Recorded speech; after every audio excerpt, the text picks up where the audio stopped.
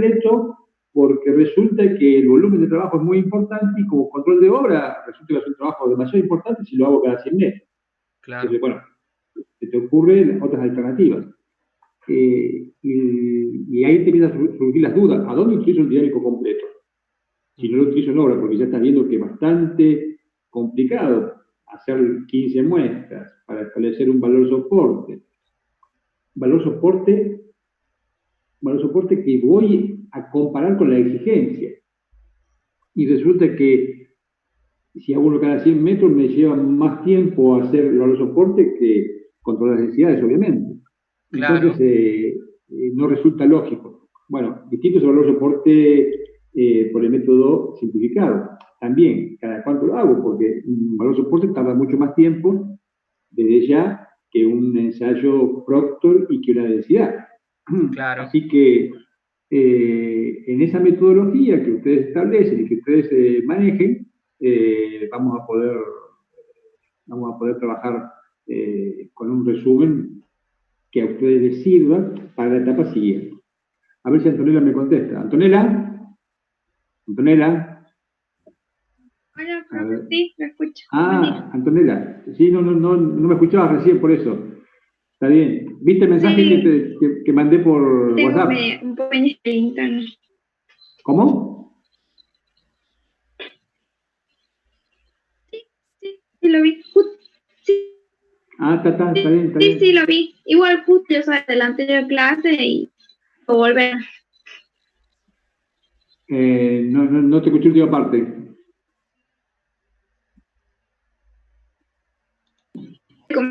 Justo salí adelante de clase de gestión y me iba a volver a conectar igual, porque como tuvimos esta clase, supongo que esta clase también la íbamos a tener. Sí, yo justo, bueno, surgía la duda para algunos, digamos, si el sábado santo hay clase o no, pero en general el sábado santo es un día laborable. Lo que pasa es que cuando, bueno, a veces hay que viajar y demás, por ahí muchos chicos lo toman como para irse a sus casas, entonces a veces no se da, pero en esta situación de donde tengo que dar clase a full para no perder la dinámica de las clases, sí o sí vamos a dar. Me está faltando por lo menos un chico más, como para que arranquemos y no tengamos que retomar el tema. Así que yo diría que esperemos 5 minutitos más y si Bien. no, arrancamos los tres. Ingeniero, ¿Sí? le hago una Sí. consulta que me queda duda, más o menos para entender bien el tema. Dale. Con el tema de la densidad, bueno, te dicen que lo normal son 3 mediciones cada 100 metros, pero después te dice que hay dos factores que son los importantes para saber si uno debería hacer cálculo estadístico. Y habla sobre el valor de la tolerancia de aceptación y la variabilidad de las mediciones. ¿De dónde yo sacaría esto? Mi conclusión es que la tolerancia de aceptación, bueno, depende obviamente del tipo de obra que sea. Si es una calle común, se puede tener una tolerancia mayor, así es, qué sé yo, un aeropuerto, por ejemplo. Pero lo que me confunde es la variabilidad de las mediciones. Eso es lo que no me queda claro por qué depende de eso para saber si hacemos más cantidad de muestreos, digamos. Yo creo que en realidad la situación que se te presenta es al revés. Vos definís qué método utilizar. Si utilizo un método donde hago un control estadístico de las densidades, o si hago un control sistemático y establezco un valor mínimo a aceptar. Es decir, imagino que pongo que me tiene que dar las densidades todas ellas, el 100% de las T180. O Claro. todas ellas el 99% de las T180. O hago un control estadístico y digo que el promedio o la media o un valor característico tiene que ser superior a tal valor.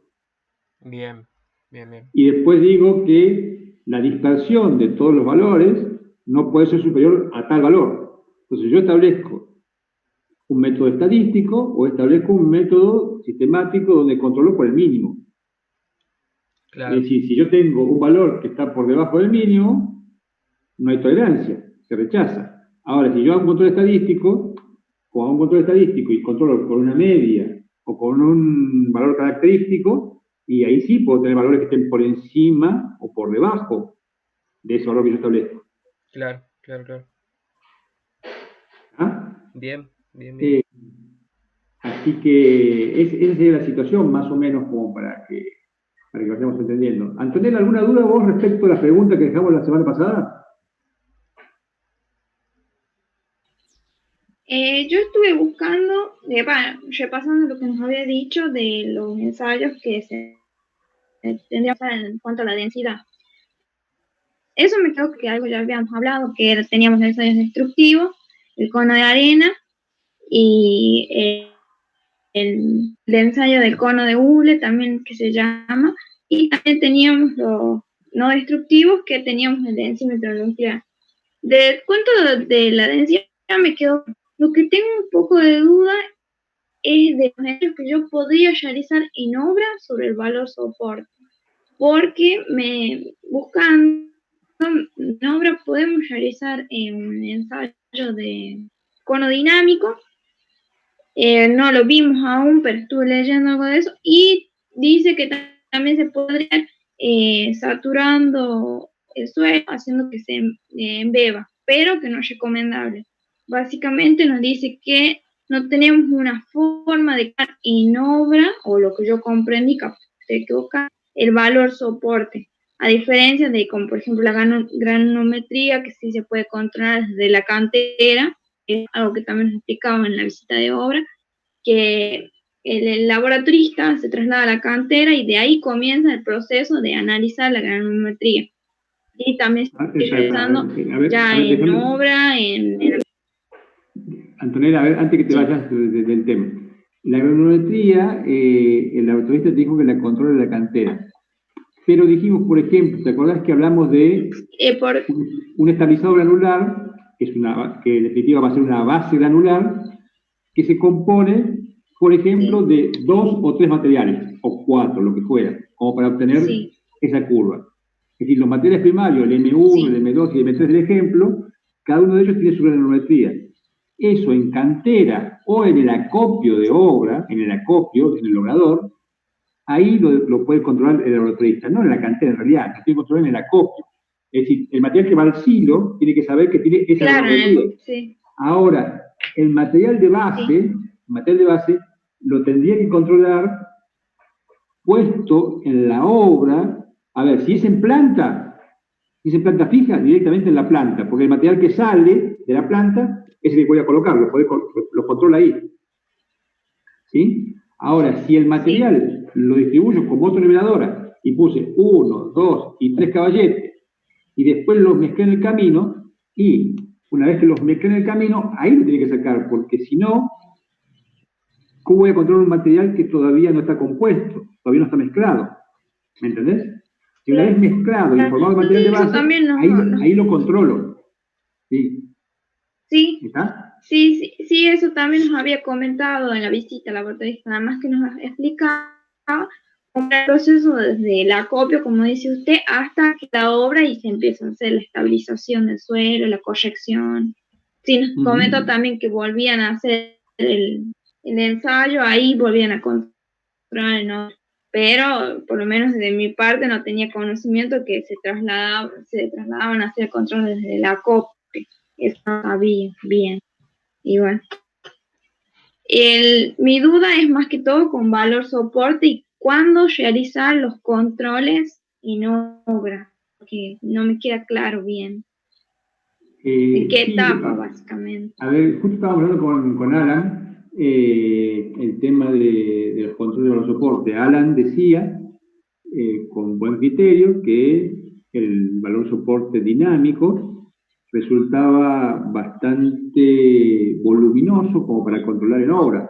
Cuando hablamos de controlar en obra no significa que saques de la obra, que hagas un pozo o que saques una muestra del pavimento o de la capa terminada. podés sacar una muestra de la capa distribuida o de la capa del material que está mezclado, y ese material lo llevas y le haces el proceso del ensayo dinámico, por ejemplo, simplificado, planteaba Luján. Y esa definición, esa toma de muestra, que después llevas al laboratorio y ese ensayo, lo haces cada tantos metros, o cada tanto volumen de material. Eso es lo que ustedes tienen que definir. Claro, una de las O cosas sea, que vos no... no vas a poder hacer in situ, no vas a poder penetrar el suelo in situ. Existen formas de hacerlo in situ. ¿Se acuerdan que nosotros hablamos de los ensayos? Decía, in situ o sobre muestra remoldeada. Claro, Nosotros trabajamos sobre muestra remoldeada en el laboratorio. In situ también se podría llegar a hacer. Claro. La verdad es que nunca se ha hecho. Nosotros no lo hacemos, por lo menos yo no lo he hecho nunca, ni tengo experiencia de haberlo hecho. Sí. claro, eso es lo que nos confundía un poco, el hecho de que la densidad Claro. sí la medimos in situ y en laboratorio, pero el valor soporte como que no nos quedaba claro si in situ se podía realizar o era únicamente en base a lo del laboratorio. Obviamente, No, sí, pasa al claro, laboratorio. Si yo saco la muestra, la remoldeo y la hago al laboratorio. La remoldeo significa qué cosa. Fíjate vos que yo cuando la tengo colocada en el camino, la tengo, por ejemplo, al 100% del T180, uh-huh, la base. Y entonces yo la remoldeo y la puedo ensayar al 100%. Pero resulta que mi exigencia, por ejemplo, o sea, el ensayo al 100%, al 100% de densidad, y eso me da un valor soporte. De ahí la pregunta que hice el otro día. Pero la exigencia quizás sea el 80%, al 95% de la densidad. claro, Porque de la comparación que ustedes que podemos hacer es la siguiente. Es decir, yo tengo un valor soporte que me da 90% al 100% de la densidad. Y resulta que mi exigencia es 80% al 95% de la densidad. Y vos dirías, no, yo cumplo porque tengo el 90% con respecto a 80%. Pero estoy comparando peras con mandarinas, porque en un caso está al 100% de la densidad y en otro caso está al 95% de la densidad. claro, Entonces lo que tengo que hacer es componer la curva, en todo caso valor soporte, y fijarme qué valor tengo para el 95% de la densidad. Y fijarme si cumplo con la exigencia. claro, claro. ¿Me explico? Bien. Bien. Sí. Bueno. Sí, es difícil adquirir la manera de comprender y cómo compararlo, porque no estamos acostumbrados, pero sí se entiende bastante bien. El tema es que hay que practicarlo para entenderlo bien. Sí, yo diría que más que practicarlo, tienen que comprenderlo. Por eso mi idea es que ustedes en vez de leer, directamente digan, che, ¿cómo controlaría yo? Y seguramente habrá errores que ustedes lo van charlando y dicen, no, bueno, esto tengo que corregirlo, tengo que hacer de otra forma, de esta otra, me parece mucho, me parece poco. Ese análisis, che, me parece un montón hacer 15 muestras para sacar valor soporte y comparar con el. Y resulta que la necesidad de comparar, y esto es más rápido que yo otro, no es práctico, no es práctico. Bueno, lo haría de tal forma, lo haría de tal otra. O capaz que a ustedes se les ocurre hacerlo de alguna forma diferente a la que está especificado y que no deja hacer un buen control. ¿Me entienden? Claro. Es decir, la idea es que ustedes con sus conocimientos vayan entendiendo los controles que tienen que hacer. Bien. Los controles lo hacen de dos formas. O por un lado para controlar al que está ejecutando, o para controlar ustedes mismos cuando están ejecutando. Es decir, los controles son válidos para el que los controla a ustedes, o para que ustedes mismos cuando están ejecutando se controlen a sí mismos para saber si están haciendo bien las cosas. Uh-huh. ¿Está? Bueno, ya veo que somos pocos, y ya son las 10:43, así que yo digo, chicos, que charlamos ya sobre un poco lo que hemos hablado de la clase pasada, así que, ¿qué les parece si empezamos la clase? No sé cuántos minutos nos quedan, pero empecemos como para que después si se corta, nos reconectamos de vuelta. ¿Está? Bueno. Largamos. Sí, profe. Largamos, bien. Sí. Vamos a hablar ahora, dije en la clase pasada, que lean sobre asfalto, ¿se acuerdan? Sobre un apuntecito, una guía de estudios que yo les di. Y les pedí que lean porque de esa forma se iba a hacer un poco más llevadera la clase, que es una clase bastante larguita. ¿Sí? Así que el tema de hoy es asfalto. Lo primero que tenemos que hablar es de petróleo. El Profe, petróleo que es, ¿sí? ¿está compartiendo pantalla o no? Sí, a ver, déjame que yo estoy compartiendo pantalla, pero mirá, No sé si no me Antonella lo deja. ve. ¿Antonella, estás viendo? Hola. Veo la primera filmina Yo, solamente. yo no veo nada, veo todo en negro. Espera. Vamos a hacer una cosa. A ver. ¿Ahí ves algo, Antonella? A ver. ¿Ahí ves? Sí, tal cual estaba, la primera filmina, Petróleo, desde toda la petróleo de primera Túnez. filmina. Petróleo de Túnez, ¿sí? No veo esa filmina. ¿No ves eso? ¿Ves qué ves? ¿Esto? No. ¿Qué ves? ¿Eso? ¿Asfalto? No, me quedo la pantalla con la primera la presentación del PowerPoint en la primera filmina que de comunicación 2. Y no Ajá. quedó ahí como trabada. Y bueno, ¿qué Un hace? poquito. Fíjese si dejando de compartir y volviendo a compartir se puede hacer. Bueno, vamos a ver. Deja de compartir. Y a ver si...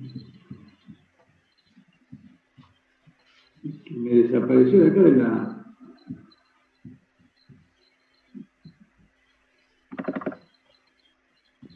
¿Ahí se ve?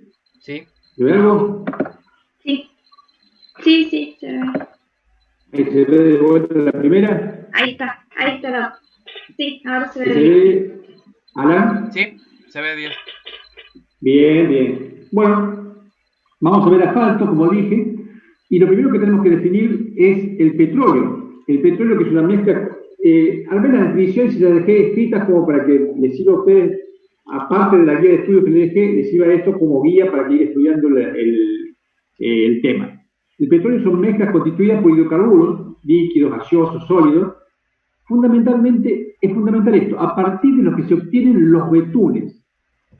Los betules. A partir del petróleo se obtienen los betules. ¿Y los betules qué son? Son mezclas constituidas por hidrocarburos que son solubles en sulfuro de carbono. Entonces, el petróleo son mezclas de hidrocarburos, gaseosos, líquidos y sólidos, a partir de lo que se obtienen los betules. Los betules son mezclas constituidas por hidrocarburos de origen natural o artificial que son solubles en sulfuro de carbono.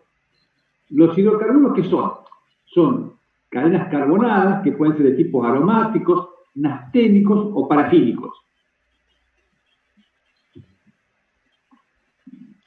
El petróleo se puede destilar ingresándolo a una torre de destilación y separando en función de la temperatura el gasoil pesado, el gasoil liviano, y las fracciones más livianas que son el queroseno y la nafta.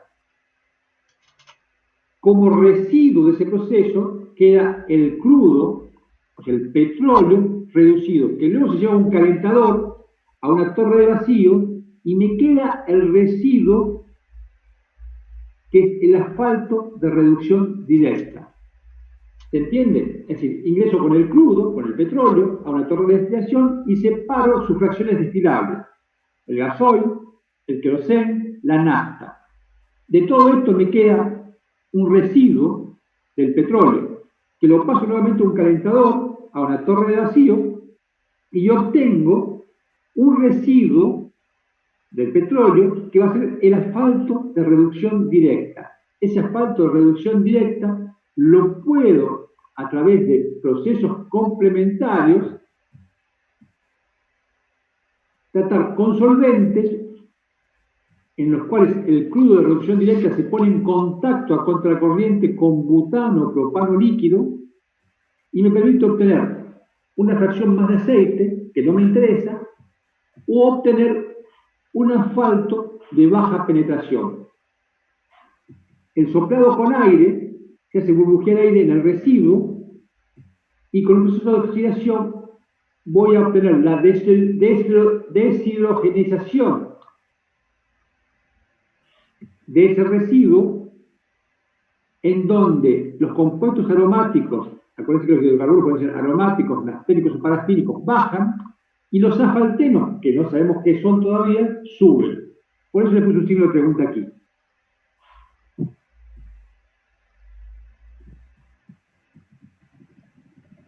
Volvamos, retomamos, para que no se les complique y no nos vayamos avanzando de forma tal que ustedes pierdan el hilo de esta clase.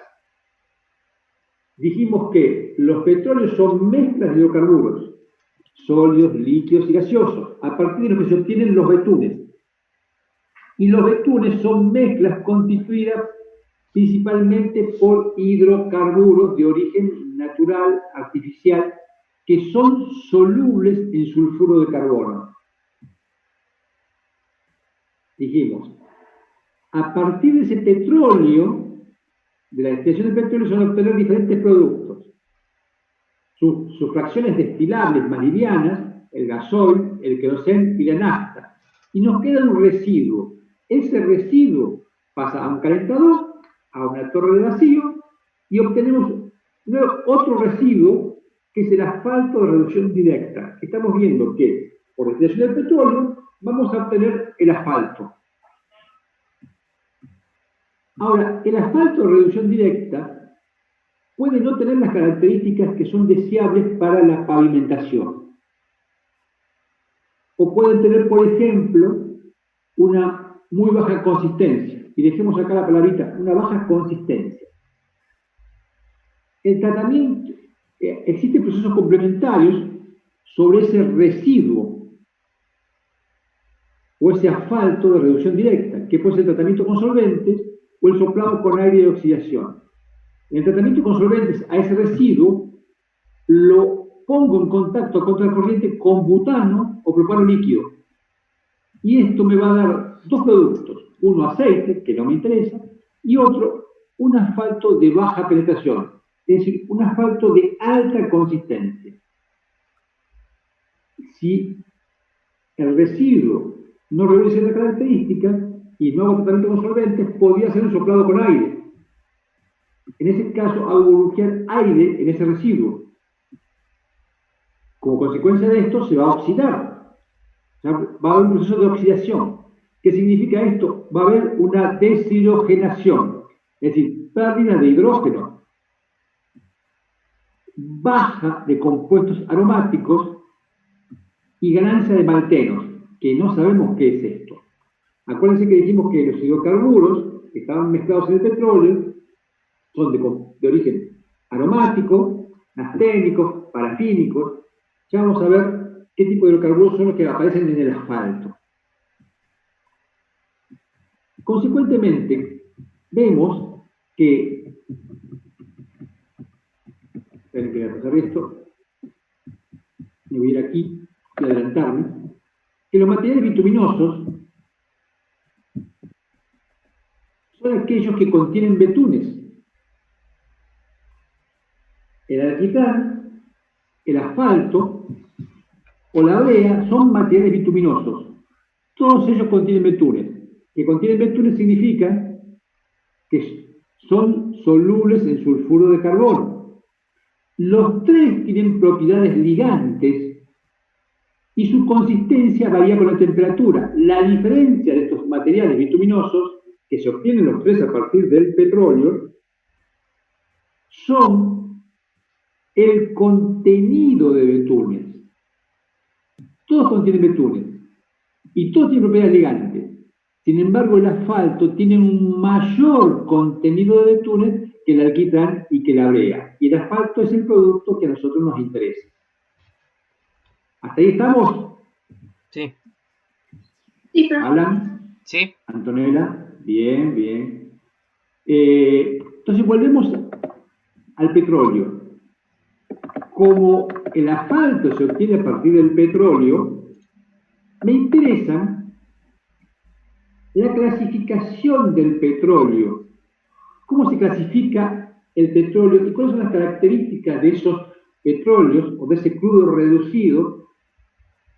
Porque de esas características van a depender también las características y propiedades del asfalto que se obtiene a partir de ese petróleo.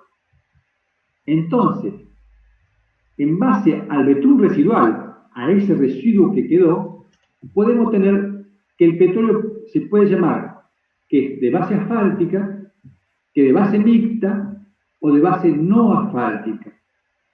El de base asfáltica es el que contiene o predominan los hidrocarburos de tipo aromáticos. Los de base mixta son aquellos en los que los hidrocarburos aromáticos, nafténicos y parafínicos están en cantidades moderadas. Los de base no asfáltica son aquellos en los que predominan los hidrocarburos parafínicos. Acuérdense que dijimos que el petróleo es una mezcla de hidrocarburos sólidos, líquidos y gaseosos que pueden ser de origen, que pueden ser aromáticos, nafténicos, parafínicos. Según predominen un hidrocarburo u otro, el asfalto se da de base asfáltica, de base mixta o de base no asfáltica. Y las propiedades y características de ese crudo reducido del petróleo va a ser diferente según sea el tipo de base que tengamos, que va a ser base asfáltica, base mixta o base no asfáltica. Es decir, el petróleo puede ser de base asfáltica, base mixta o base no asfáltica. Los asfaltos, ahora vamos a hablar de asfalto ya en sí, es un material con propiedades ligantes, de color marrón oscuro, constituido fundamentalmente por betulia, que pueden ser naturales o obtenidos, como dijimos, por la destilación del petróleo.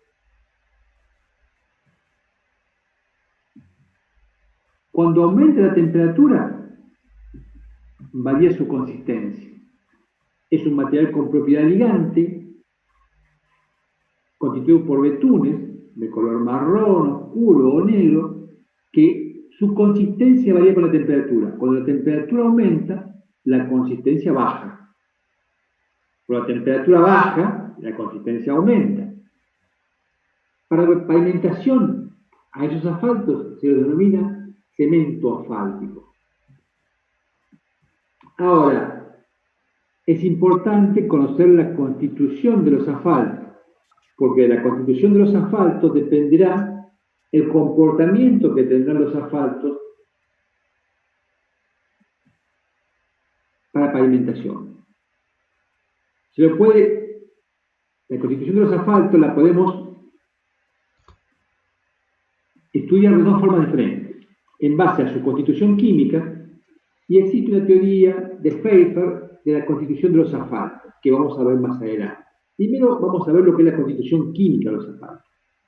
En base a la constitución química dijimos que los asfaltos es una mezcla de hidrocarburos de alto peso molecular. El petróleo es una mezcla de hidrocarburos. Los asfaltos que se obtienen a partir del petróleo, obviamente que son también una mezcla de hidrocarburos. Y acuérdense que los asfaltos contienen un alto porcentaje de betunes, que es una fracción soluble en sulfuro de carbono. Los hidrocarburos de alto peso molecular pueden ser de tipo aromáticos, alifáticos saturados, alifáticos no saturados o nafténicos. De las proporciones de estos hidrocarburos dependerán las propiedades y el comportamiento de los asfaltos. Entonces, una forma de saber cuál es la constitución de los asfaltos o de determinar la constitución sería determinar las proporciones de compuestos aromáticos, de alifáticos no saturados, de alifáticos saturados, de nafténicos. Determinar estas proporciones es bastante complejo, por lo menos para nosotros. Quizás para los químicos no tanto, pero para nosotros sí. Entonces lo que se hace, se determina la relación carbono-hidrógeno. Porque ¿qué es un hidrocarburo? Un hidrocarburo es una cadena carbonada.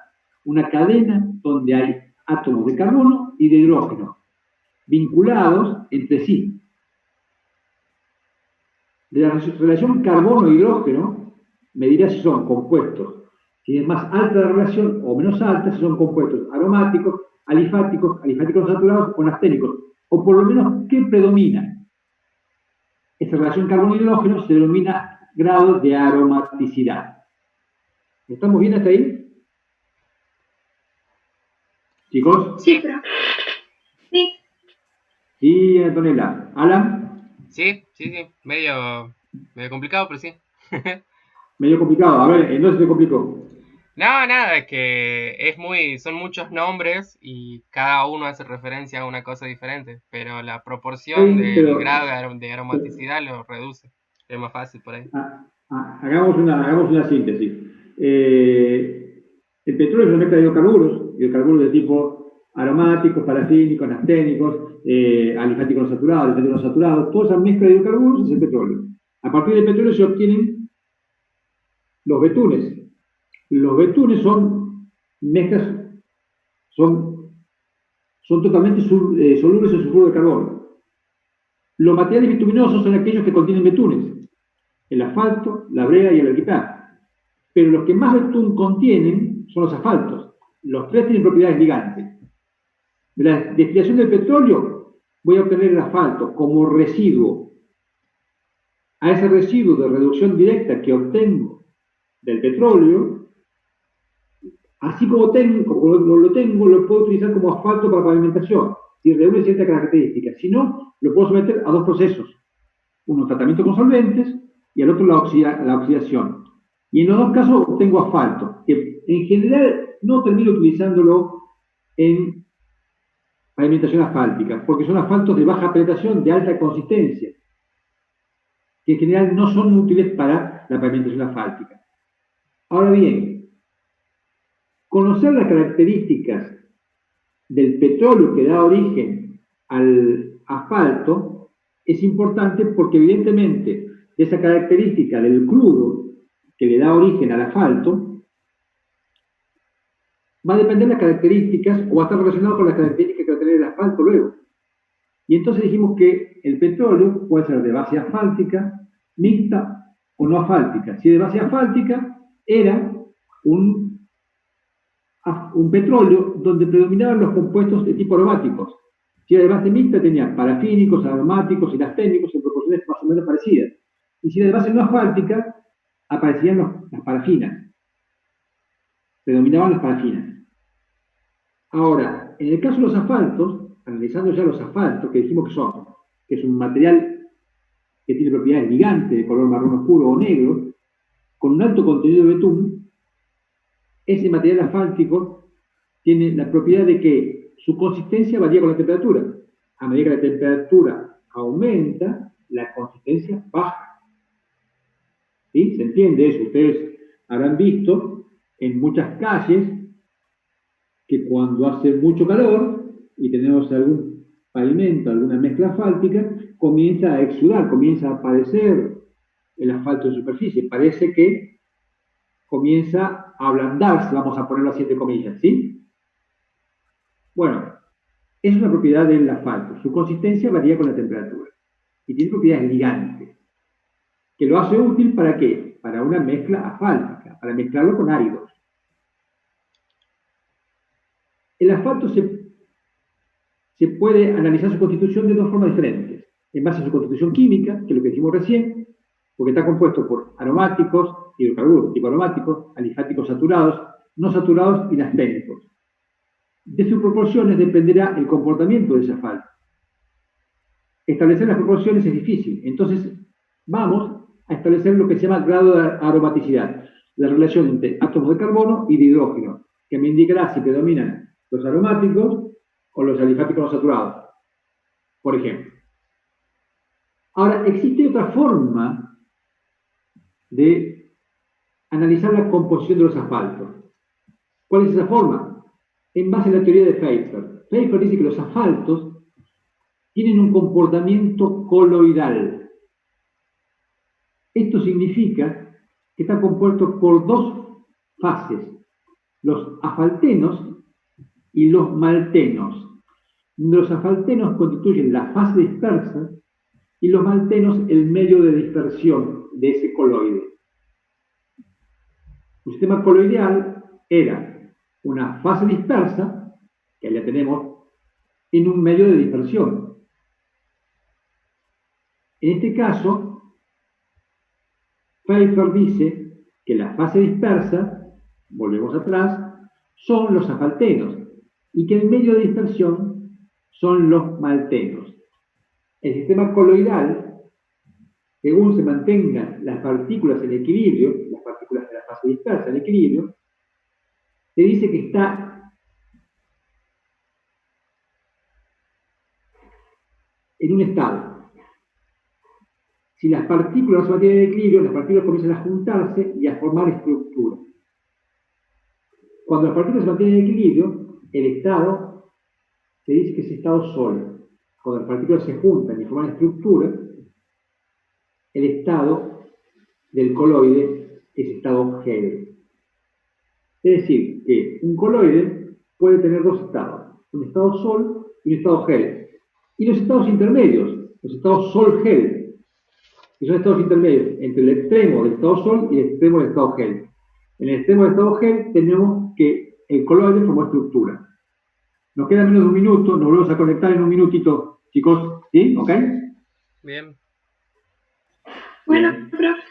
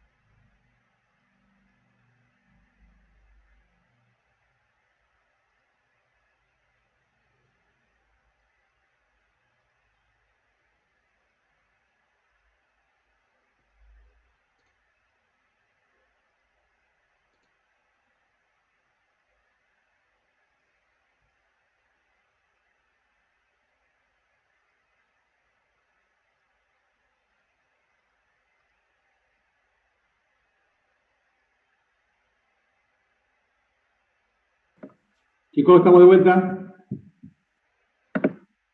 Bien. Hola. Bien, Antonella. Sí. Bien, listo.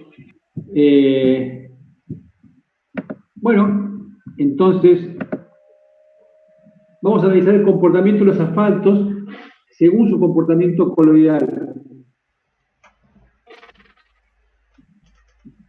Dijimos que los asfaltos están constituidos por asfaltenos. Recuerden que la fase dispersa. Los asfaltenos tienen una naturaleza aromática, es decir, que tienen capacidad de absorber compuestos aromáticos. Los asfaltenos, la fase dispersa de ese coloide, tienen naturaleza aromática, capacidad de absorber compuestos aromáticos. Los maltenos, en cambio, en la medio de dispersión, pueden tener compuestos aromáticos excesivos, una alta cantidad de compuestos aromáticos. En ese caso, el comportamiento del coloide será de tipo sol. Si los compuestos aromáticos, el contenido de compuestos aromáticos es bajo, el comportamiento será tipo gel. ¿Cómo se entiende esto? Si en los maltenos que hay compuestos aromáticos, nasténicos, alifáticos saturados, alifáticos no saturados, resulta que tiene una gran cantidad de compuestos aromáticos para saciar la necesidad o la capacidad de absorber compuestos aromáticos que tienen los asfaltenos, las particulitas, los asfaltenos, las micelas, se quedan en equilibrio. Por lo tanto, al estar en equilibrio, están en estado sol. Ahora, si no tienen la suficiente cantidad de compuestos aromáticos, los asfaltenos que son de naturaleza aromática se van a atraer entre sí y se van a comenzar a vincular, van a comenzar a formar estructura y van a tener un comportamiento tipo gel. ¿Se entendió? Sí, profe. Sí. ¿Está claro? Es decir, en realidad volveríamos y estaríamos en el caso del comportamiento tipo Sol. En este caso estaríamos en el caso de que la cantidad de compuestos aromáticos que tengan los maltenos sean capaces de saciar a estos que son los asfaltenos. Y entonces las particulitas se van a mantener en equilibrio y estaríamos en el estado Sol. Tenemos el estado donde la fase dispersa y el medio de dispersión se presentan de esta manera, con las particulitas, con la fase dispersa en equilibrio. Si la cantidad de compuestos aromáticos no es lo suficiente, se van a comenzar a atraer para saciar esa necesidad de absorber compuestos aromáticos. Trata de vincularse con el compuesto aromático de la particulita vecina. Y entonces comienzan a vincular y a formar estructuras. En este caso, cuando los maltenos no tienen los suficientes compuestos aromáticos para saciar la necesidad de cada una de ellas, se comienzan a atraer entre cada una de ellas, se vinculan y forman un coloide de tipo gel.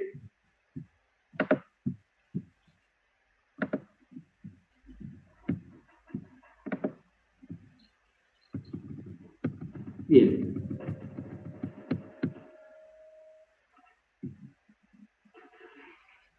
Vamos a analizar el comportamiento de los asfaltos, y acá hay un error en el título, el comportamiento riológico de los asfaltos según su comportamiento coloidal. La riología estudia la relación entre esfuerzos y deformaciones en los materiales. Es decir, estudia la relación entre el esfuerzo de corte y esto que tenemos aquí, que es la velocidad de fluir. En realidad, la riología estudia la relación entre esfuerzos y deformaciones en los materiales que son capaces de fluir. La relación entre el esfuerzo de corte y la velocidad de fluir.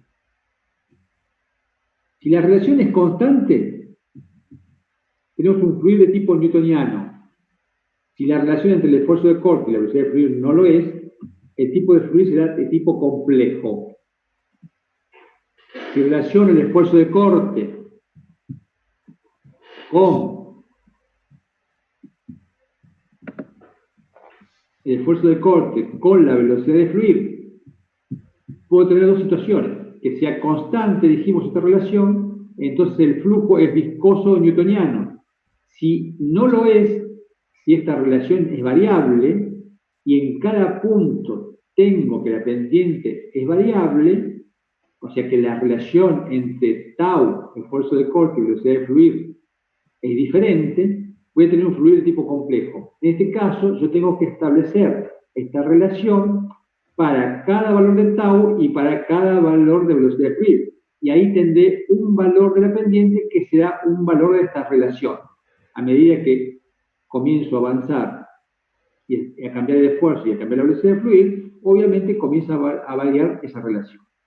Entonces tengo un fluir de tipo complejo en ese caso.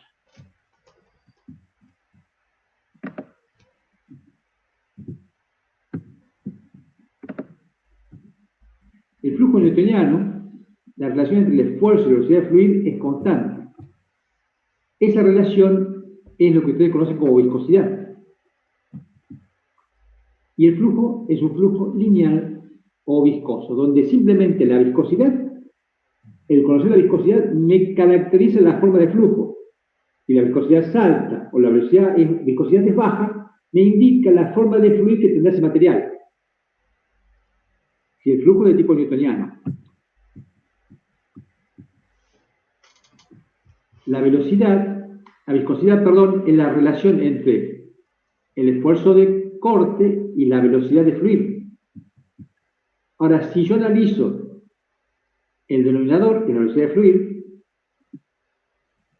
puedo expresarlo también como velocidad como el espacio sobre el tiempo, el espacio que avanzó o que fluyó el material en el tiempo que lo hizo. Y esto que tengo aquí es la deformación angular. Es decir, que puedo expresar el denominador, la velocidad de flujo, como la deformación angular en el tiempo. Esto es importante para el análisis que voy a hacer a continuación.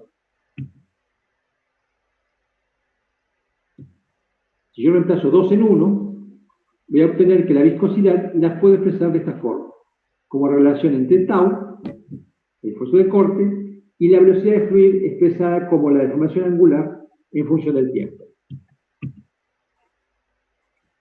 En el caso de los materiales de flujo complejo, el análisis de flujo lo voy a hacer, como dije, analizando en un determinado punto, para un determinado valor de tau, de esfuerzo de corte. Y analizo en ese caso qué pasa con la velocidad de fluir en el tiempo. Cómo varía la deformación en el tiempo. Es decir, estoy analizando ahora la curva de Cribb para tau constante. Tengo 3 tipos de flujo complejo: el pseudoplástico, el viscoelástico y el tisotrópico. Antes que avancemos en cada uno de ellos, quiero saber si vamos bien, si se comprende. Antonella. Sí, profe, sí. Sí, pero vamos bien. Vamos bien. Sí. Estoy analizando ahora gamma en función del tiempo. Estoy analizando exclusivamente a la velocidad de fluir a tau constante. Entonces voy a tener un tipo de flujo pseudoplástico, viscoelástico y tisotrópico. El pseudoplástico, la relación entre la deformación y el tiempo se mantiene constante. Estoy analizando la curva de Cribb a tau constante, cómo varía la deformación en el tiempo. La relación entre la deformación y el tiempo se mantiene constante. Es decir, aumenta la deformación en el tiempo, pero se mantiene constante la relación. Este es el pseudoplástico. En el viscoelástico tengo una curva de este tipo, donde distingo que entre 0 y 1, la relación no es lineal. A partir de 1 hasta 2, tengo una situación similar al pseudoplástico, donde la relación es lineal. En realidad esto está magnificado, pero esto es para bajos tiempos de aplicación de la carga. Está magnificado para que lo podamos ver, pero si se fijan, en este punto la deformación en función del tiempo comienza a variar las pendientes hasta que esta pendiente comienza a bajar y se mantiene constante hasta el punto 2, donde ya tengo esta situación que es parecida a la del pseudoplástico. Cuando retiro la carga, se produce una recuperación de la deformación de tipo elástico. Entonces tengo una deformación total, una deformación viscosa o permanente y una deformación elástica. Todo ello está constante. ¿Cómo se entiende esto? Se entiende y podemos entenderlo a partir de la analogía del resorte. Resorte y el pistón.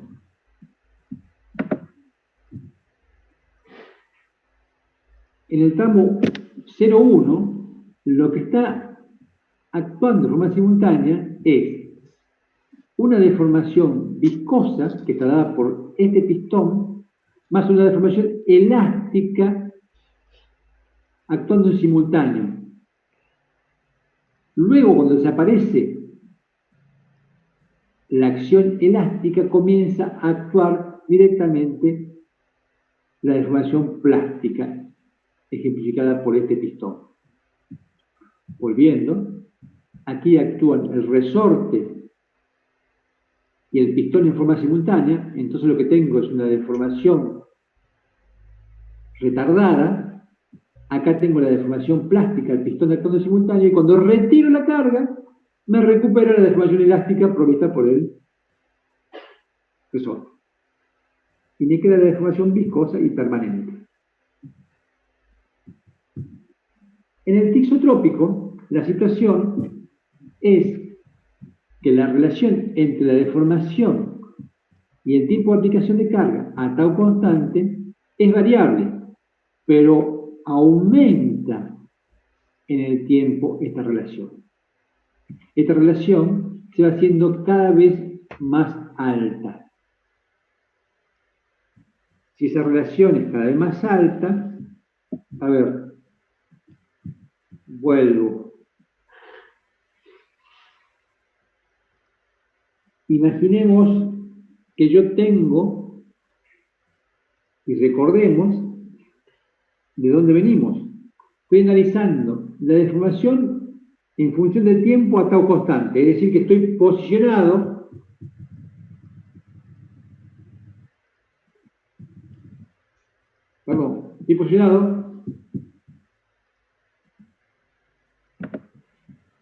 en un punto de esta curva.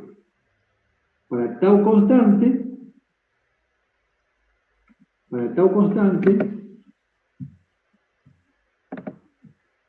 me posicioné en este punto de la curva.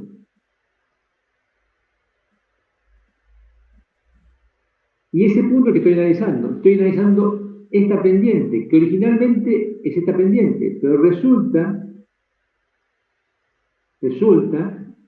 que cuando analizo esta velocidad de fluir, porque lo transformé en gamma en función del tiempo,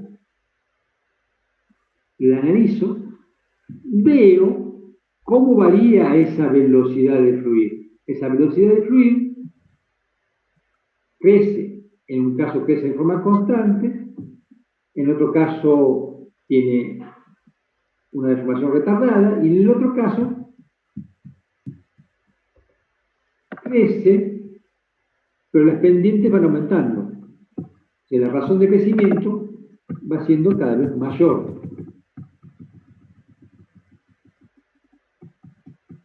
Consecuentemente,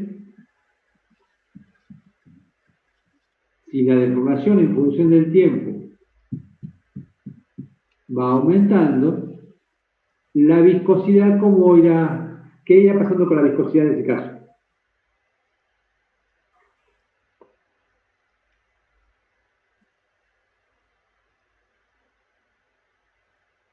¿Están ahí, chicos?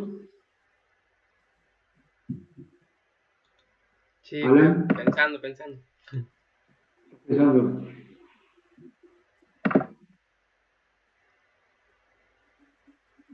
Si la velocidad de fluir, se mantiene constante. Perdón.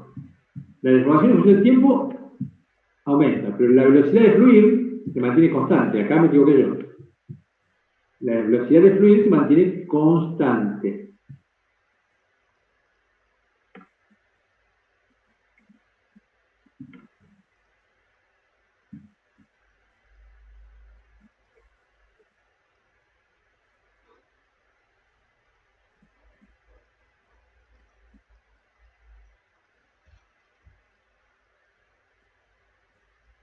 En cambio, en los otros casos,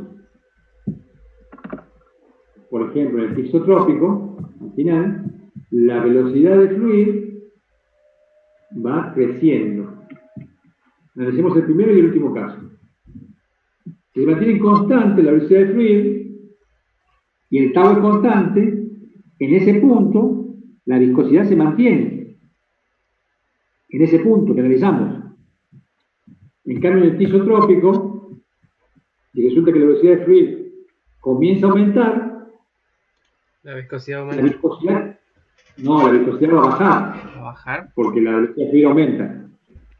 La viscosidad baja. Ah, claro, porque al revés, sí. La viscosidad baja. Y bueno, y acá podemos analizarlo de otra forma. Esto, en realidad, es válido, dijimos, entre 1 y 2 es igual al sauroplástico. Claro. Simplemente, para bajos tiempos de aplicación de carga, y dije, entiendan que esto es bajo tiempo de aplicación de carga, simplemente para que no sea tan engorroso, para que no quede la cosita muy chiquita acá, lo hice así extendido.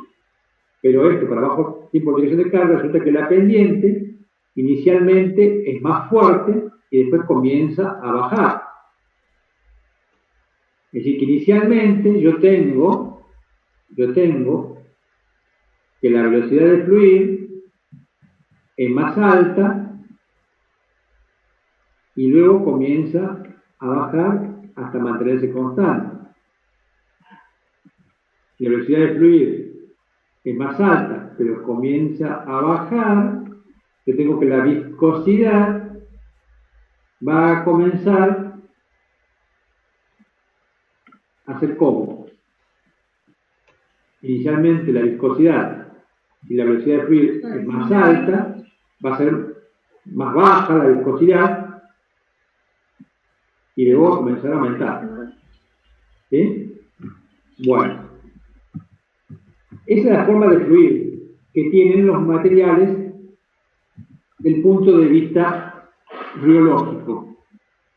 Ahora bien, ustedes tendrían que analizar en la guía de estudio, yo tengo unas cuantas preguntitas que no las contesto acá, las dejo para que ustedes las contesten en función de lo que van a ver en la guía de estudio, más lo que vimos recién. Y ahí decía, un asfalto que proviene de un petróleo de base asfáltica tendrá un comportamiento tipo sol o tipo gel, o tipo sol-gel intermedio. Esa es una pregunta que había ahí. ¿Y se anima a contestar a alguno de ustedes ahora esto? ¿Cómo es la pregunta, perdón? La pregunta, no recuerdo exactamente porque no tengo la guía de estudio aquí, pero era parecida a esto. Si un asfalto que proviene de un crudo o de un petróleo de base asfáltica tendrá un comportamiento coloidal tipo sol, tipo gel o sol-gel. ¿Qué comportamiento tendrá ese asfalto? Que proviene de un crudo o de un petróleo de base asfáltica. Si quieren, volvamos, yo les vuelvo a las filminas que a ustedes le van a servir. Y dijimos, aquí, decían que los petróleos eran en base al betún residual, al betún que tenían. Si predominaban los compuestos aromáticos, eran de base asfáltica. Si predominaban los compuestos parafínicos, de base no asfálticas. Y si tenían compuestos en proporciones moderadas o parecidas de uno u otro, eran de base mixta. ¿Sí? ¿Se acuerdan? Y entonces dijimos que los asfaltos, según Pfeiffer y su comportamiento coloidal, estaban compuestos por dos fracciones. Una se llamaba ¿cómo?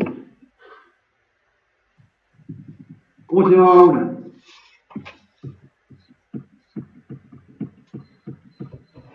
¿Han grabado la clase, chicos, o no? ¿Han grabado la clase? Yo sí. Sí. Bueno. Cuando vayan viendo la clase se van a dar cuenta de lo que han grabado. Los asfaltos estaban compuestos por asfaltenos y maltenos. Fase dispersa y medio dispersión. Sí. Y dijimos que los asfaltenos tienen naturaleza aromática, capacidad de conservar compuestos aromáticos, y en función de que los maltenos tengan más o menos compuestos aromáticos, tienen un comportamiento tipo sol o tipo gel. Por ahí tendrían que empezar a ligar el petróleo en base a los compuestos que tienen y el comportamiento de los asfaltos desde el punto de vista coloidal. ¿Sí? Sí. Bueno. Y después tendrían que hacer alguna relación también entre el comportamiento coloidal de los asfaltos y el comportamiento reológico de los asfaltos. Es decir, los asfaltos que tengan un comportamiento tipo sol, ¿qué comportamiento reológico tendrán? Porque tienen tipo gel, ¿qué comportamiento reológico tendrán? ¿Sí? Eso, esa lista también tienen que hacerlo. En la guía de estudio hay algunas preguntitas con respecto a esto, así que yo espero que ustedes las contesten. Ahora vamos a ver los ensayos sobre los asfaltos.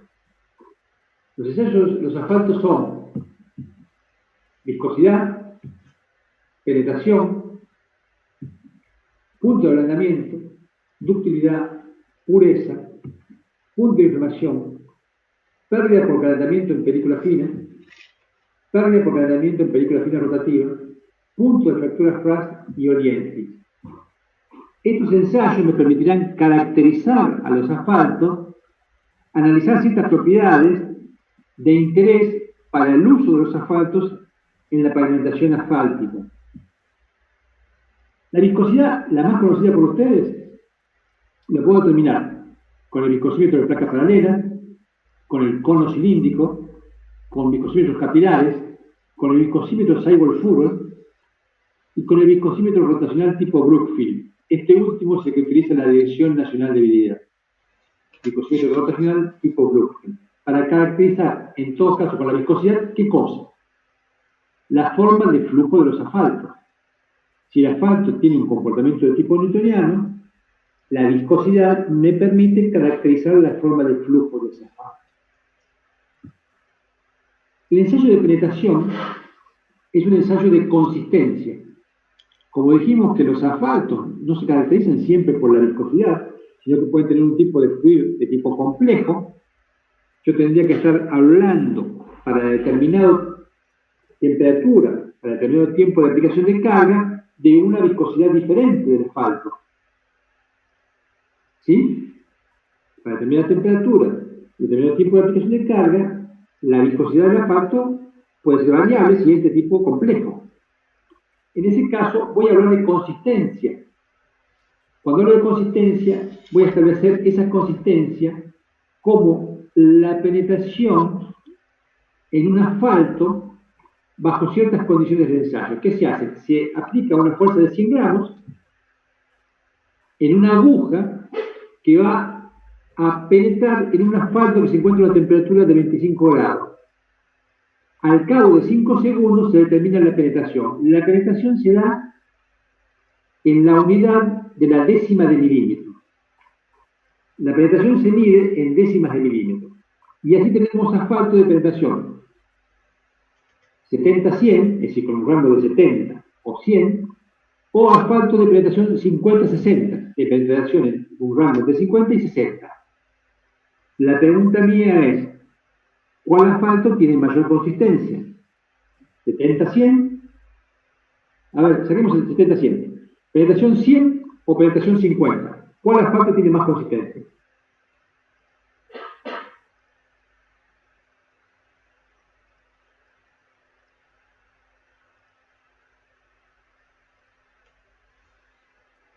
¿El de 50? El 50 tiene más consistencia porque penetra menos. Penetra menos, claro. Y tiene mayor consistencia. Es decir, que la viscosidad será mayor. Claro. Si lo relaciono con la viscosidad será mayor. Bien. La penetración me da una idea de la consistencia, me permite determinar la consistencia de la asfalto. En general se establece como rango 70-100, 50-60. De esa forma se trabaja con las penetraciones.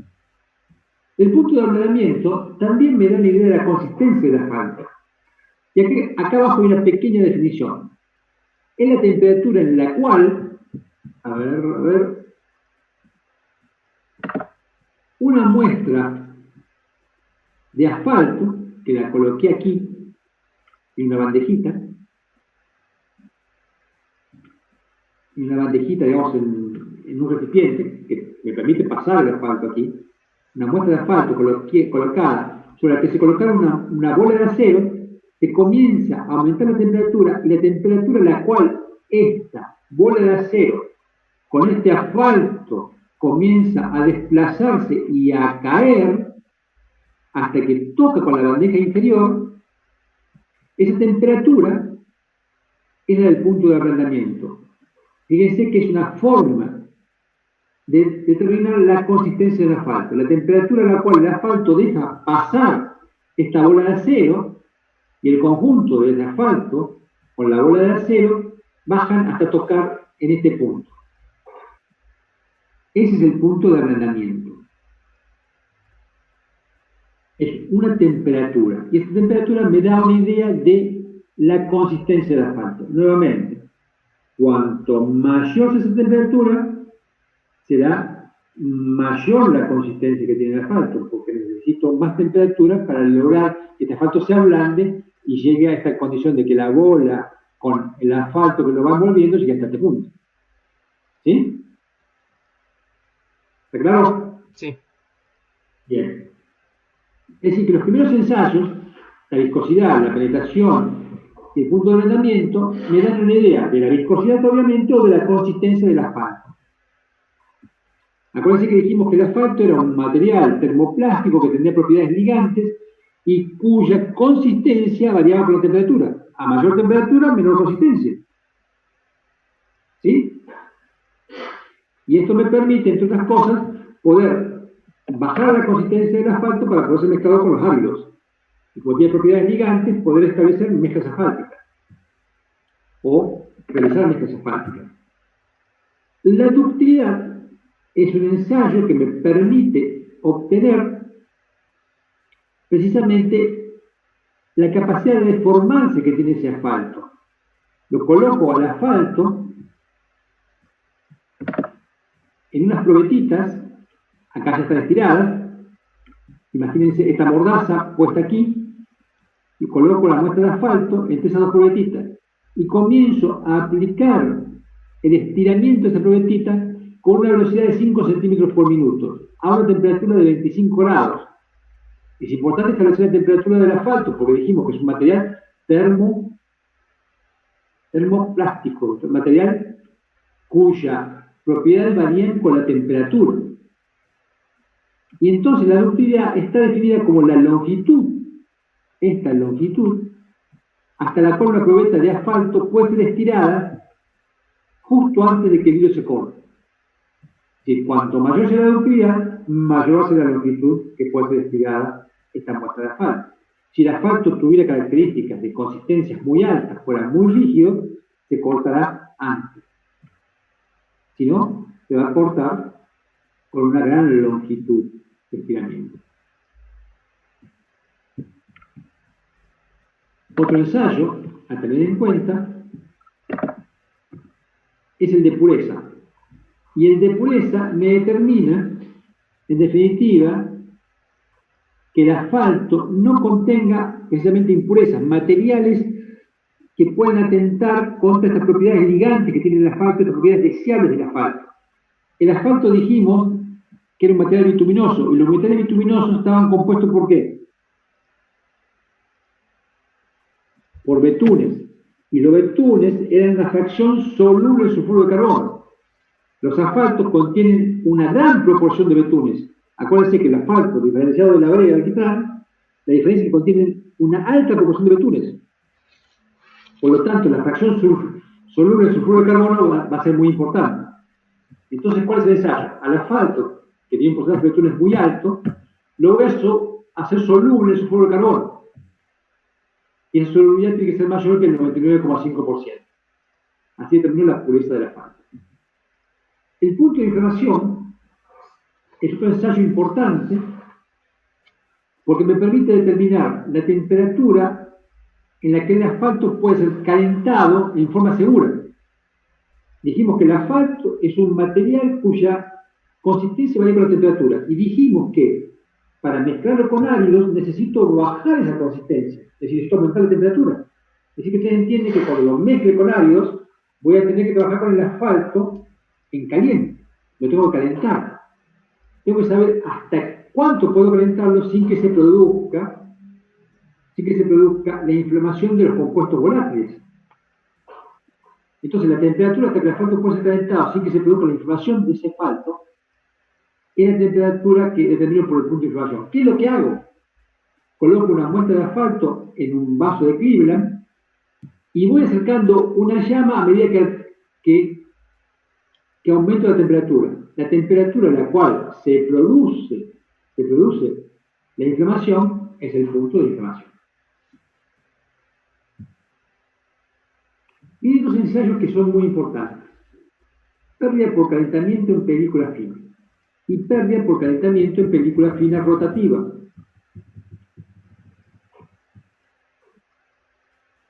Estos ensayos están relacionados con la durabilidad del asfalto o con las alteraciones que puede tener el asfalto producto de procesos que pueden alterar las propiedades del mismo.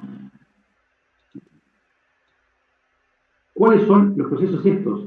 Uno es el almacenaje en caliente del asfalto antes de ser trabajado en una planta o al momento de ser acopiado en una planta.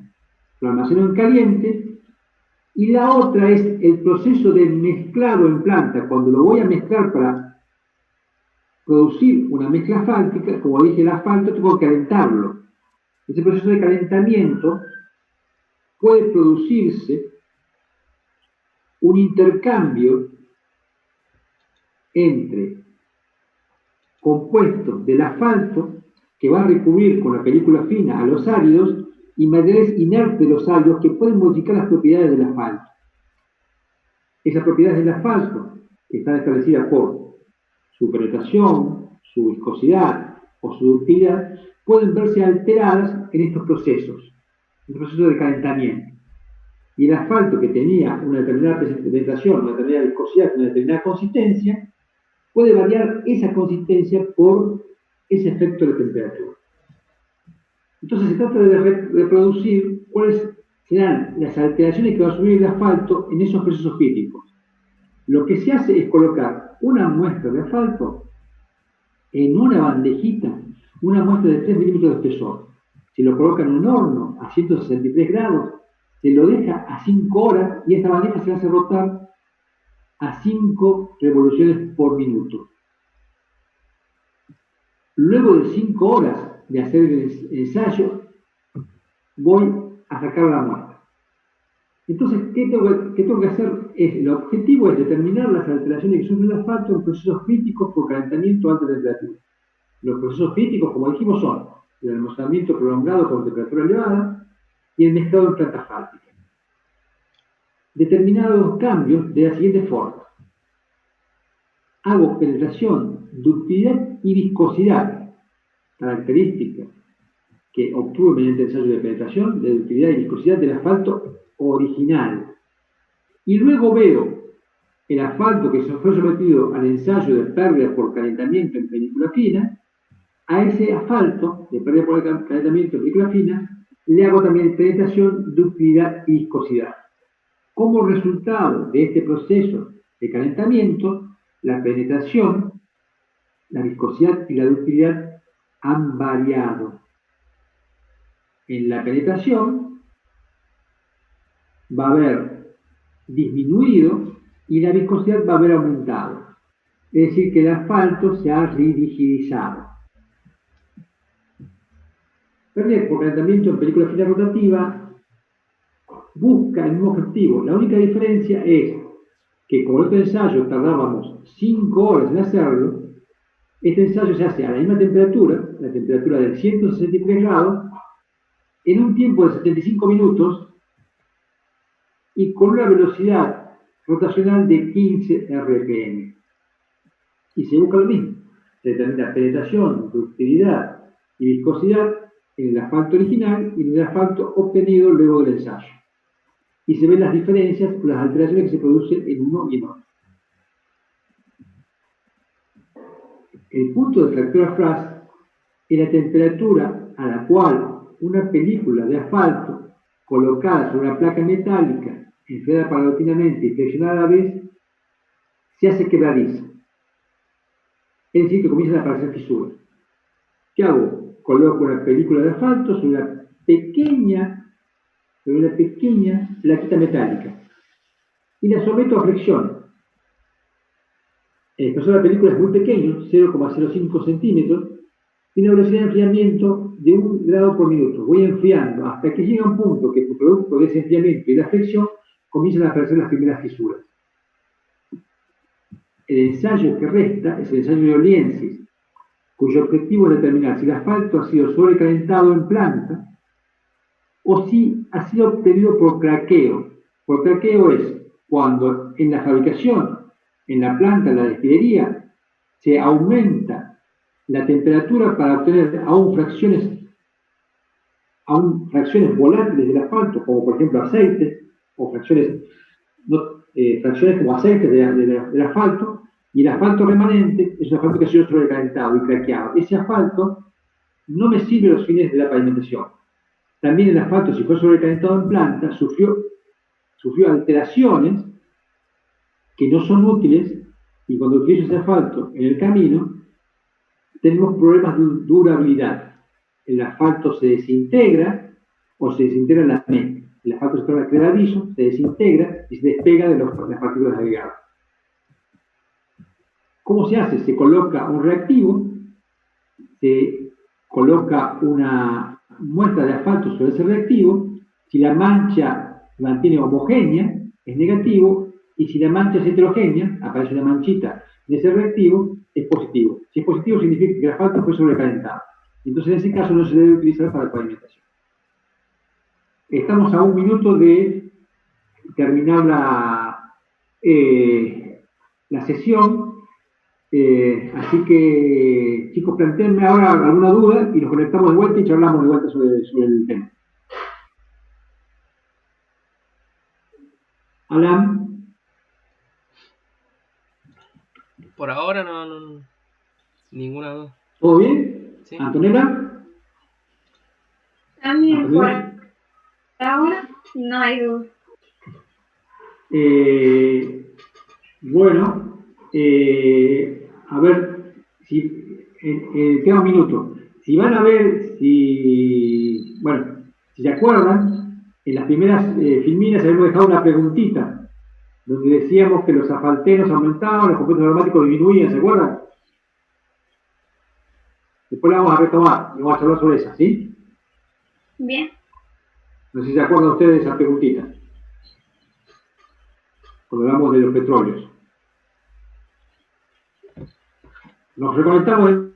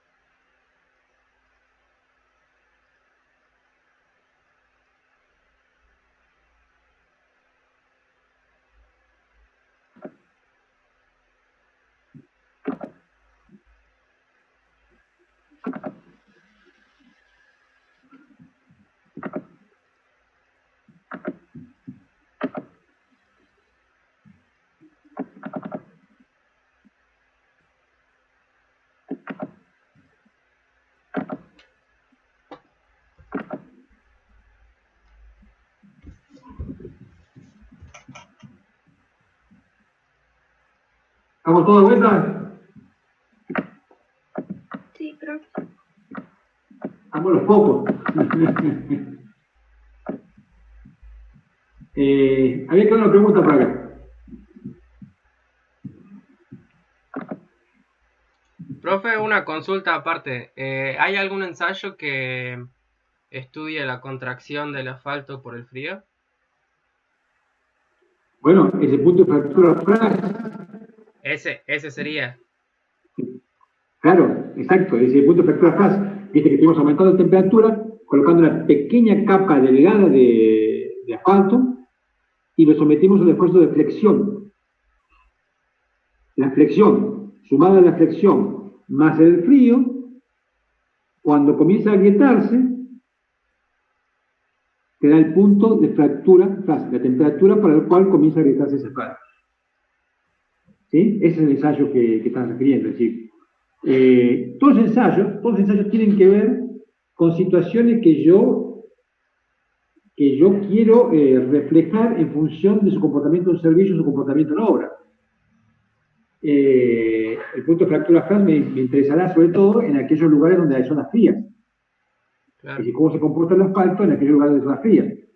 En zonas como la nuestra, en zonas como Catamarca, como La Rioja, me interesará también ver la consistencia del asfalto. Es decir, si yo tengo una consistencia del asfalto muy baja, es decir, con un asfalto de alta penetración, si lo coloco en Catamarca o en La Rioja, tendría un comportamiento no adecuado, tendría que utilizar un asfalto de menor penetración, de mayor consistencia, porque lo tenemos nosotros, que todo bien, ¿no es cierto? ¿Sí? Pues le decía, ustedes, Alan, ¿vos sos de Catamarca o de La Rioja? De Catamarca. Porque vi el teléfono hoy, por eso ahí ya me quedó la duda. ¿Vos, Antonella, sos de La Rioja? ¿Antonella? Sí, pero Pero los dos, tanto Catamarca como La Rioja, los dos tenemos altas temperaturas. Imagino que los dos habrán visto, como dije, en el verano, en algunos pavimentos, sobre todo en calles urbanas, la exudación del material. Es decir, que el material se comenzó a hacer blandito, comenzó a ser un poco más blando. ¿Sí? Sí. Y si han visto eso es porque seguramente ese asfalto es un asfalto de baja consistencia. ¿Sí? Y entonces, bueno, se producen esas situaciones. Acá está una preguntita dando vuelta. Acuérdense que cuando obtenemos el asfalto de reducción directa, el crudo de reducción directa, que no lo utilizamos para pavimentación, sino que lo sometemos a otro proceso que es socado con aire, que producía la oxidación. En el caso de la oxidación es importante esto. La oxidación se hace burbujear aire en el residuo, es decir, tengo contacto de aire con el asfalto. Se produce la oxidación, es decir, contacto con aire. Consecuencia de ello, deshilogenación, pérdida de hidrógeno. Si tengo pérdida de hidrógenos, digo que los compuestos aromáticos, que son los hidrocarburos aromáticos, bajan. Y los asfaltenos aumentan los asfaltenos. En ese caso, dije yo, hago un signo de pregunta. Los compuestos aromáticos ya hemos dicho que los hidrocarburos eran tipo aromáticos, nafténicos, parafínicos, alifáticos saturados. Con lo cual, yo sé que estoy perdiendo un compuesto aromático. Estoy perdiendo compuestos aromáticos. Los asfaltenos hasta acá no sabemos qué eran. Pero ahora que vimos la clase, ¿los asfaltenos qué eran? ¿Qué eran los asfaltenos? Dispersa. ¿Cómo? La fase dispersa. Era la fase dispersa, es decir, era uno de los componentes del asfalto. ¿El asfalto eran asfaltenos o maltenos? Los asfaltenos representaban la fase dispersa. ¿Y qué características tenían los asfaltenos?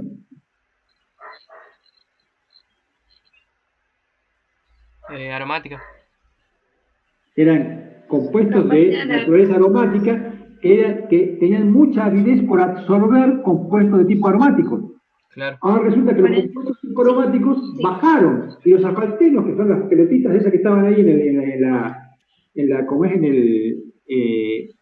en el coloide, las particulitas esas, aumentaron. Es decir, tengo más partículas dispersas que tienen entonces en su conjunto mayor avidez por compuestos aromáticos. Y resulta que los compuestos aromáticos bajaron. Entonces, en ese caso, ¿qué va a pasar desde el punto de vista coloidal con este asfalto oxidado? ¿Cómo se va a comportar entonces?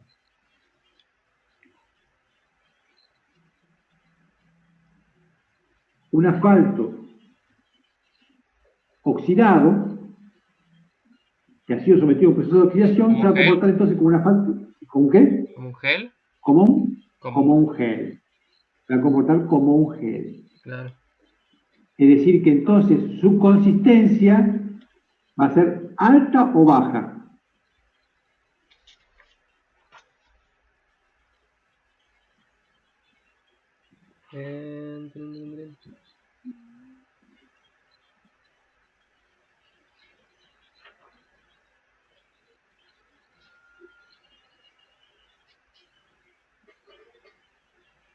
¿Baja?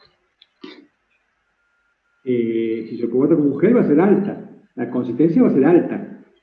La penetración va a ser baja y la consistencia va a ser alta. ¿Sí? Bien.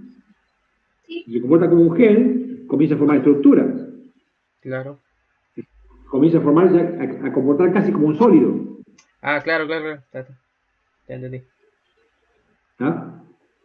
Es decir, que un asfalto que ha sido oxidado tiene un comportamiento más como tipo gel. Ahora bien, vamos a ir, y a seguir acá, y voy a ir al pérdida por calentamiento en película fina.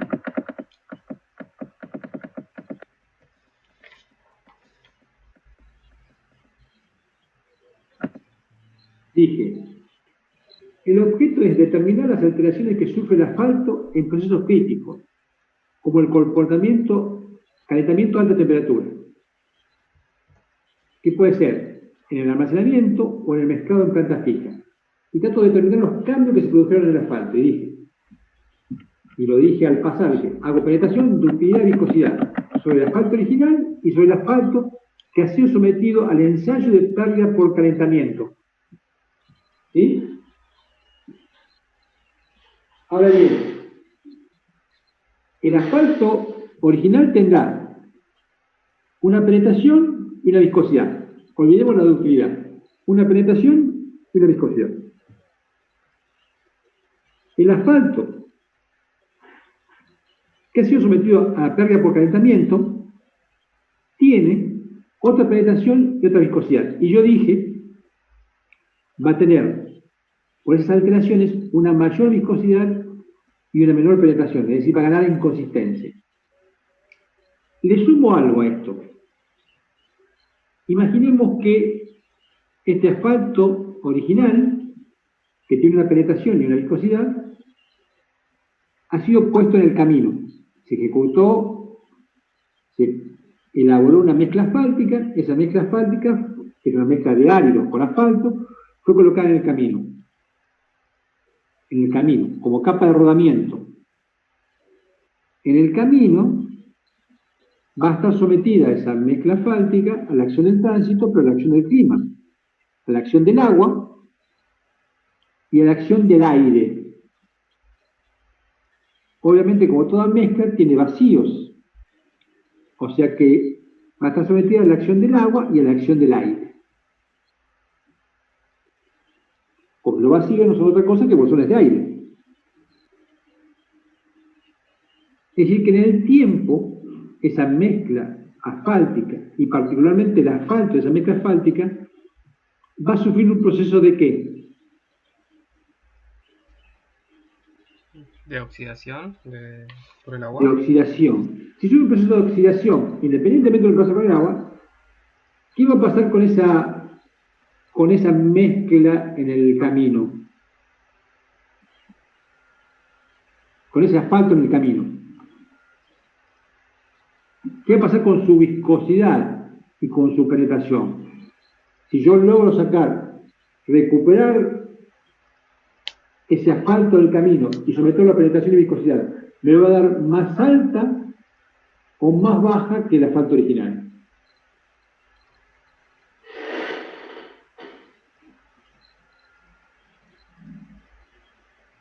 Y según lo que vimos recién de que cuando se oxida aumenta, supongo que aumenta. Va a ser más alto. Va a aumentar la viscosidad y va a bajar la penetración. Claro. Con la penetración es inversa, digamos, va a aumentar su consistencia. Así es. Ahora, en realidad, entre el asfalto original y el asfalto en pérdida por calentamiento también hay un aumento. Y ese aumento tiene que ver con que en el asfalto original, durante el calentamiento, se han producido variaciones en la película de asfalto, que son variaciones que se producen por el intercambio entre los agregados y el asfalto. Es decir, durante la mezcla asfáltica, que es un proceso de corta duración, tiene una elevada temperatura y un pequeño espesor de la película de asfalto que recubre el agregado. El asfalto sufre en ese caso una alteración irreversible porque pierde compuestos volátiles y absorbe algunos compuestos de los agregados. Entonces se va a producir el aumento de la consistencia del asfalto, el endurecimiento, para decirlo de una forma más llana, del asfalto. Aumenta su consistencia, aumenta su viscosidad baja la penetración. ¿Está claro? Sí. Sí, pero... Bien. Bueno, eso me interesaba por un lado. Por otro lado, digo, yo trato de reproducir el proceso, como dijimos, procesos críticos. Y entonces, si trato de reproducir procesos críticos, fíjese que dije recién, es un proceso crítico que se da, por ejemplo, en la mezcla de áridos con el asfalto en la planta asfáltica para producir la mezcla asfáltica. Y dije que la película que rodea la viga es una película muy delgada. Entonces, fíjense que yo estoy tratando de reproducir esas condiciones, o sea, no, quien ideó el ensayo trata de reproducir esas condiciones, y fíjense que el espesor de la película es un espesor de 3 milímetros, un espesor pequeño. Y la temperatura esta, ¿con qué tendrá que ver? Tiene temperatura de 163 grados. ¿Con la de mezclado? Porque sí. ¿Cómo? ¿Con la de mezclado? Exactamente, Alan, con la temperatura de mezclado. Este es el orden de la temperatura de mezclado en planta. Entonces trato de reproducir las condiciones en las que se puede producir la alteración de los asfaltos. Dijimos, una de las situaciones en las que se puede producir la alteración de los asfaltos es en el mezclado en planta.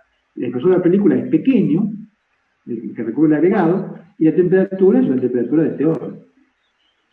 ¿Está claro? Sí.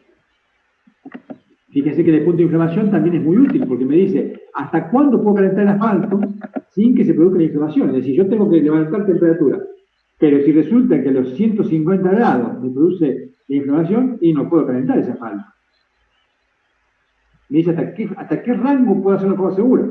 Si yo estoy calentando alrededor de los 160 grados, el punto de inflamación tiene que estar obviamente muy por encima de ello, para que pueda trabajar de forma segura, y no explote todo, obviamente. ¿Está claro? Por ese motivo no usamos los asfaltos que mencionaba al principio, que son los primeros que se generan residuales.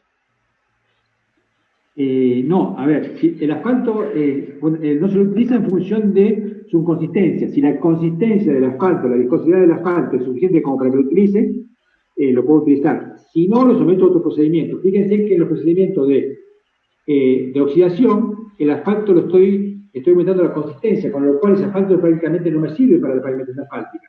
Tiene que tener características de consistencia, de viscosidad, que me permitan ser mezclado. Si la consistencia es muy baja, no me sirve. Si es muy alta, tampoco. Entonces tengo que trabajar con ciertos rangos de consistencia o de viscosidad para poder mezclarlo. Por eso el asfalto lo puedo obtener por reducción directa, o bien lo puedo complementar con los procesos de tratamiento con solventes o de oxidación. El de oxidación no se puede utilizar para la pavimentación asfáltica porque ya lo estoy envejeciendo, estoy oxidando ese material previamente, lo estoy envejeciendo, ya lo estoy haciendo muy rígido. Si lo hago muy rígido, se fisura, se desintegra. ¿Sí? Bien. Hay otro concepto que me quedó pendiente, chicos, y es el siguiente, que no lo tengo puesto con la filmina, simplemente se los digo. El asfalto dijimos que es un material que tiene características ligantes cuya consistencia varía con la temperatura. Así dijimos. Y esa consistencia también de lo que vimos del comportamiento reológico, vimos que varía en función del tiempo de aplicación de carga, que varía en función de la temperatura y del tiempo de aplicación de carga. Acuérdense del comportamiento reológico que hemos visto. Dijimos que la deformación en función del tiempo comienza a variar. La deformación se puede mantener constante en el caso del pseudoplástico, del disco elástico, salvo lo que son bajos tiempos de aplicación de carga, el resto se comporta igual, y en el pixotrópico, no, en el pixotrópico, esa velocidad de aplicación de carga, esa velocidad de deformación aumenta con el tiempo de aplicación de la carga. Entonces quiere decir que el asfalto tiene un comportamiento que depende de la temperatura y del tiempo de aplicación de la carga. Hay un valor que se introduce, que es una relación entre las tensiones y las deformaciones similar a lo que sería un módulo de rigidez, que se establece para los asfaltos, pero ustedes entenderán que como el asfalto varía su comportamiento en función de la temperatura y del tiempo de aplicación de carga, ese valor de módulo de rigidez que están en la guía de estudio, se llama stiffness, está en función del tiempo de aplicación de carga y de la temperatura. Entonces aquí me queda la preguntita que yo quiero realizarle a ustedes. y que me gustaría que analicen para la clase próxima. ¿Cómo variará ese stiffness, que es la relación entre el esfuerzo y la deformación, en función del tiempo y de la aplicación de carga? ¿Cómo variará esa relación en función del tiempo y de la aplicación de carga? Analícenlo, fíjense, digan, si aumento la temperatura, ¿qué pasará? Si bajo la temperatura, ¿qué pasará? En base a este comportamiento biológico que vimos, por ejemplo. ¿Cómo varía el stiffness? Se mantiene constante, decrece, crece, en función del tiempo y de la temperatura. Del tiempo de presión de carga y de la temperatura. Analícenlo. Háganme el favor, analícenlo, y la clase que viene lo charlamos. En la guía de estudios tienen el concepto ahí descrito. Nada más que descrito. La pregunta queda pendiente y ustedes analícenlo. Fíjense cómo lo analizan. ¿Está? Nos vemos la próxima, chicos. Sí, genial. ¿Sí? ¿Está? Bien. No, Bueno. Perfecto, en la próxima clase también le respondemos las que están en la guía que nos comentó anteriormente. También las traemos planteadas. Sí, las preguntas que están en la guía de estudio deberían contestarlas para la próxima, más esta que le hice al final. ¿Sí? Bien. Bien, bueno, listo. Nos estamos viendo la próxima. Pásenle la clase grabada al resto de los chicos. Bueno, nos estamos viendo. Gracias. Hasta luego. Sí, chao, gracias. Hasta luego. Hasta luego.